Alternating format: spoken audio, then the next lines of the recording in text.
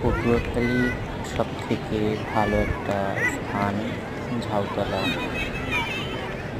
আর শহীদ মিনার এবং বৃক্ষ মেলা উপভোগ করতে আমরা আজকে ওইখানে গিয়েছিলাম।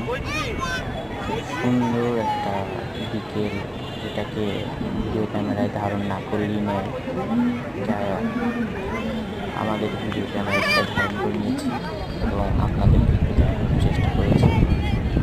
আশা করি শহীদ মিনার, পটুয়াখালী, ঝাউতলা বা মানুষ সকল কিছু বলার ভালো লাগবে এবং যদি আপনাদের উৎসাহ পাই তাহলে আবারও ভিডিও করার চেষ্টা করব।